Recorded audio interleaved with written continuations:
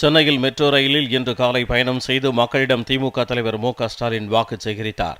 Chennai central முதல் தேனாம்பேட்டை வரை metro ரயிலில் மக்களோடு மக்களாக பயணித்த மு.க.ஸ்டாலினுடன் பயணிகள் ஆர்வத்துடன் செல்ஃபி எடுத்துக் கொண்டனர். அப்பொழுது திமுக அரசின் சாதனைகளை கூறிய ஸ்டாலின் வாக்கு சேகரித்தார்.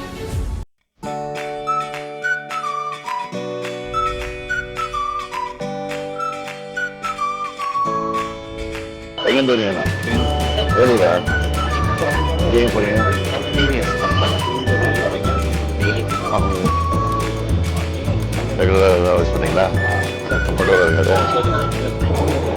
எப்படி கவர்மெண்ட் எப்படி போயிட்டு இருக்கு? கவர்மெண்ட் திருப்தியா இருக்கா?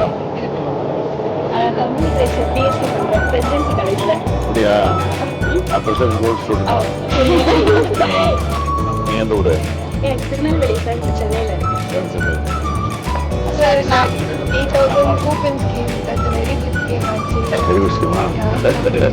கலைஞருடைய அண்ணாவுடைய அந்த ஸ்பீச்சு அவங்களுடைய பழகினது, அவங்களோட பார்த்தது, அவங்க கூடவே இருந்து பார்த்தது, அது ரொம்ப தொலைநோக்கு பார்வையை இந்த 5 ஆண்டு கால ஆட்சி திட்டத்திலேயே நம்ம பூர்த்தி பண்ணியிருக்கோம். அது அடுத்து நீங்க எப்படி கொண்டு செல்றதுக்கான அது டெவலப் பண்ண வேண்டியதானே. ஒன்று படிக்கிறதுக்காக புதுமை பெண்கள் 1000 ரூபா கொடுத்தோம். இப்போ அடுத்து ஒன்று 1500 ரூபா கொடுத்துருக்கோம். காம்படிட்டிவ் எக்ஸாம்ஸ்க்காக எல்லாமே கிடைக்கிறது ரொம்ப சந்தோஷமா இருக்கு. மேலும் மேலும் நிறைய ஸ்டூடெண்ட்ஸ்க்காக இந்த மாதிரி கல்வியை ஜனநாயகப்படுத்துற முயற்சிகள் இன்னும் நடந்துட்டே இருக்கணும்னு மக்களுக்கு தேடி மருத்துவம் வந்து ஆரம்ப கட்ட நிலையிலேருந்து நான் ஃபீல்டில் ஒர்க் பண்ணியிருக்கேன். வீடு வீடாக போயிட்டு ஸ்க்ரீனிங் பண்ணுறது, டாட்டா கலெக்ட் பண்ணது பண்ணியிருக்கேன்.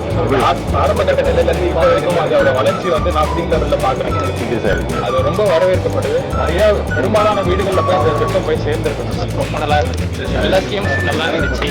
எல்லா பொதுமக்களுக்கு பயன்படுற மாதிரி இருந்துச்சு. தமிழ் இலக்கியம் அது இதில் முனைவப்பட்டவர்களுக்கு வந்து விருதுகள் தரேன்னு சொல்லியிருக்காங்க. தமிழ் இலக்கியத்திலேயே இதழில் ஆய்வு பண்ணுறவங்களுக்கு ரொம்ப முக்கியமான ஒரு நிறைய பேர்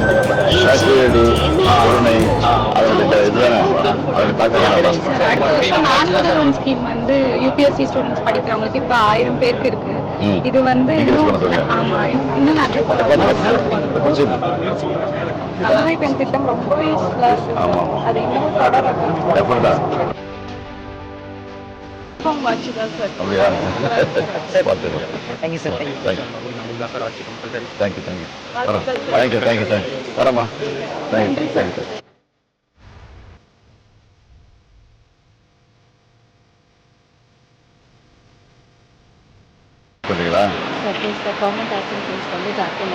அதுக்கு என்ன?